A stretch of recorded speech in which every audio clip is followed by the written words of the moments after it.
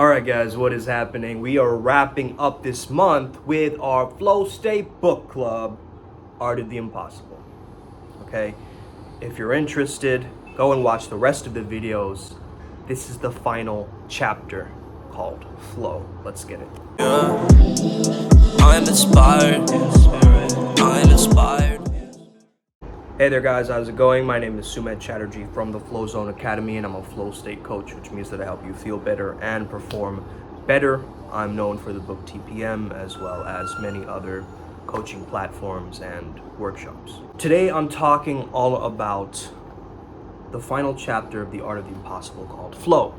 That's really interesting because they start off by talking about, his story. He calls it the decoder ring, his whole Lyme disease thing where he went to surf and then he cured himself. I'm talking about Stephen Kotler, obviously. He cured himself of the Lyme disease by actually flowing, surfing. Then we move into this understanding from Friedrich Nietzsche. Now, I thought this was very fascinating.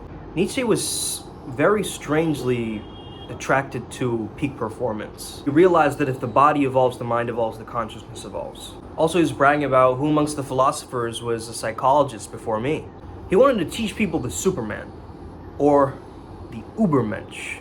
He believed we could get over the struggle for survival to a will to power. This plan sounds highly familiar to what we were discussing earlier about the curiosity and the passion and the purpose, so it's quite interesting, okay? So what he first suggests is finding something called an organizing idea, okay? It's a mission, it's a certain central theme for your life. This is about really finding your passion and purpose, right? Because if you have an organizing theme, they've got to relate to those things. And then afterwards, we have step 2, which he told people, you got to learn how to suffer. Or as he bragged, I think Nietzsche loves bragging, man. He said, I am more of a battlefield than a man. Okay? I am more of a battlefield than a man. I can endure. So you need endurance. Then you got to amplify the results with learning and creativity. And then finally, start flowing. And Nietzsche used the word Rausch to describe this. Johann Gautier first coined this word Rausch, which means the acceleration of movement leading towards a flowing joy. This is a combination of a higher mode of being, characterized by power, strength, and vision, where our modern pondering self is left with an animal vigor of an older, primal self. There must be an excitement of your whole machine before there is art, he said. So find your passion and purpose, fortify your passion through grit and goals, and suffer. Amplify the results using your learning and creativity, and finally, Rausch it out. You're using flow state to turbo boost the entire process. I mean, here's the cool thing about flow, right? Everybody has access to it. Anybody can experience it. Right? There's no gender dynamics in play or some kind of, a race class wars or anything like this. No, flow is accessible. And it's interesting because he goes into describing the elements of flow, one of which is merging action and awareness. Now, I thought this was very interesting, and I'm mainly going to read out the things that I found interesting in relation to this. You can look up all of the other flow elements and characteristics on your own time. Read the book for God's sake. Some people just watch these videos without actually reading the book, and I find that very, a little bit like, I'm trying to hijack the method, I'm trying to shortcut the method. It's not gonna work, man. You gotta put in your time and actually learn this stuff, okay? I know you wanna make it more effective, that's fine. But just read it it's a great read, honestly. What I thought was very interesting about the action awareness merging, he said that duality melts away. So he said the sense of being both an outside observer in your life and an active participant melts away. You can no longer distinguish the self from the thing that the self is doing. Then an altered sense of time, also called time dilation, mentions it going into the deep now. Then he mentions microflow and macroflow. Okay, this is fascinating because we understand that everything is kind of on the spectrum, right? You have anger, as they describe in the book, like anger, you can be a little angry, and then there's full-blown anger, like homicidal, rage. So just like that, you have microflow, which is a tiny moment where you're writing your email and you end up writing an entire essay for that email, right? Like that was the example. Or you have a macro flow, which is a completely life-altering experience, right? It's like a highlight reel of your life. It's expansive. It's peak performance to its peak. He says that in macro flow, the impossible becomes possible. Oh, thank you. Right? That was the point of the book. So as we experience more macro flow, and again, macro flow happens through more micro flow. So you can't start at macro flow. You can, but it's going to be shocking to your system. You need to integrate that. So you got to start out slow, start being more mindful, and they give you a daily list of things you actually have to do. So I'll get to that and actually, save you the time. It's important that you give this man his respect and you read his books, you do his courses, you put in your time, okay? When macro flow becomes the norm, it's just another thing we do, just like tying our shoes. Then he goes into flow neuroscience. There is neurochemistry and neuroelectricity. Neurochemicals are signaling molecules. They tell the brain to do more of something or less of something. Neuroelectricity is the same thing, except the signals are electric. Then, of course, there's neuroanatomy. We have the myth of using 100% of your brain or 10% of your brain. It turns out we're actually using less of our brain in flow state, right? We're shutting down parts of the brain, actually. We're not using all of it. It's interesting because by going slower into flow, it causes these little gamma jumps, which seems like you're using more of your brain because, maybe that's a overstatement, but I think that's a very interesting dynamic too, because they did mention the whole alpha theta bridge here in this book too. They did experiments with jazz musicians, which I thought was really cool, and they saw that the dorsolateral prefrontal cortex is associated with that self-monitoring, right? Like checking constantly whether you're okay and making sure and we have that voice in our head sometimes, but that when we can shut this down and we enter flow state, guess what? We're flowing. We're in the presence. Alpha is described as a daydreaming mode, alpha waves, okay? Alpha brain waves. It's a state without much internal resistance. It shows up in default mode network activation. I love this example in theta. They said that in theta, a green sweater you were thinking about can turn into a green turtle, which suddenly becomes a green ocean and then a green planet.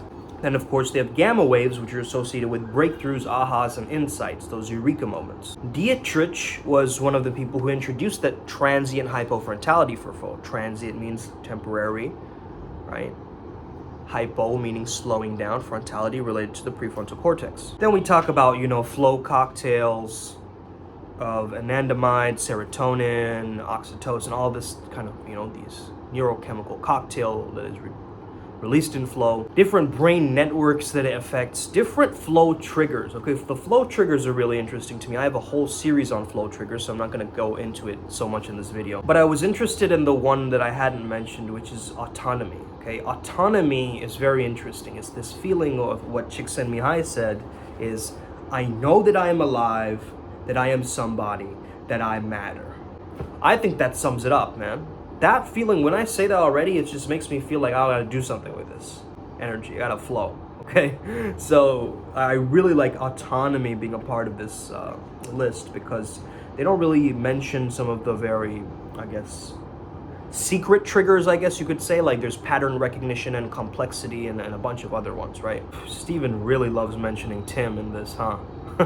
Tim Ferriss suggests having 4-hour blocks on your calendar. And it also mentions you got to tell people exactly what you're doing, right? So they can follow along with the process. Like the openness of communication is really important through this process. Having clear goals frees up extra energy for you. It lowers the cognitive load, basically. It's good to have daily reviews. For immediate feedback, you got to have some form of feedback coming in, okay? Stephen Kotler mentioned something called the minimal feedback for flow, or MFF, okay? Now, it's important that you create your own MFF. So the one that Stephen has for his writing is very simple. 3 things he likes to know. Is it boring? Is it confusing? Or is it arrogant? The 3 most common errors I make, so I have this feedback, I know how to steer. This is the minimal feedback that I need for flow. If you can tell your feedback buddy exactly what information you're seeking, your MFF, then you can often keep their subjective opinions out of the process. So about the challenge skills ratio, we all know somewhat about this. So the more challenge you have and the more skill you have, if you have high level of challenge, high level of skill, you're in that flow pocket, you're in that flow channel, right? Because too much challenge and not enough skill means anxiety, and too much skill and not enough challenge means boredom. So it says here, there's a long debate over what we mean by challenge and what we mean by skills, and 7 factors showed up. Now, this is the stuff that we don't know, okay? Here we go. Confidence, optimism, mindset, actual skills, tolerance for anxiety, right? Ability to delay gratification. Ooh, that's an important one. And societal values.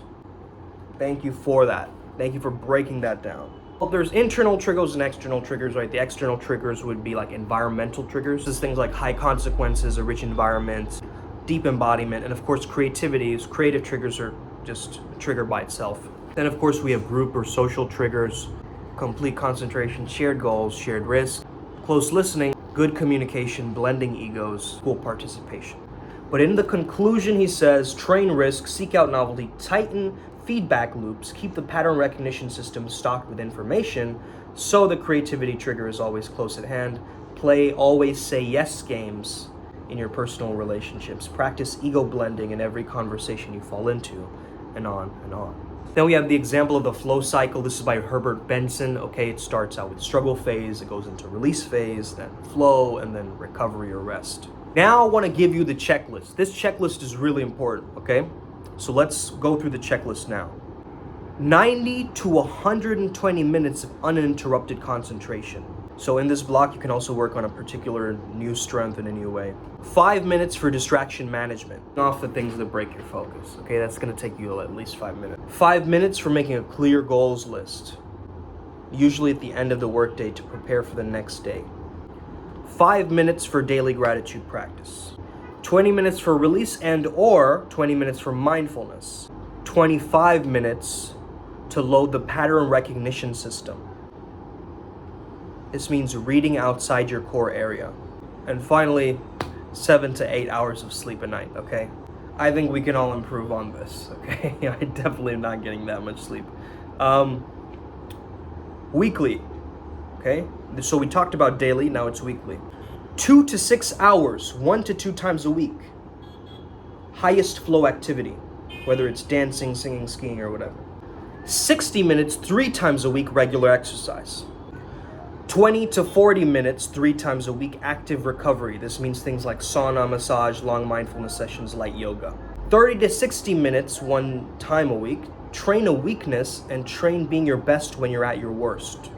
30 to 60 minutes, 1 time a week, get feedback on the work that you've been doing for the 90 to 120 minutes of uninterrupted concentration. 120 minutes a week, social support. Make time for other people, especially, it says especially if you're an introvert. Stacking practices, use your 3 times a week exercise sessions as a place to train grit.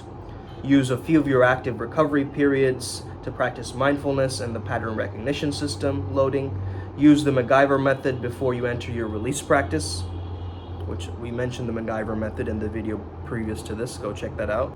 Play at the intersections of curiosities as a time to load up the pattern recognition with new information for connections between ideas. And always layer flow triggers into every activity. Make novelty, complexity, unpredictability your good friends. When you're devoting 120 minutes a week to social support, use this period to train up your intelligence quotient or EQ and to practice group flow triggers as well. Creativity and the pursuit of mastery should be built into everything that you do. And of course, it's the afterword. We're not going to go into that, but he just says, go get him, Tiger, at the end of the conclusion. And what you choose to do with this information is up to you. So that being said, I hope you enjoyed this series. We're going to start a new book from the next month. If you want to make a vote for that, we can do it in the Telegram group. If you're not a part of the Telegram group, go and join it. That's Flow Jedis. You can also type it into Telegram, the Flow Jedis or Flow Jedis. And have an incredible day. May the flow be with you and stay legendary. Let's get it. Upward spiral, gang. Yeah.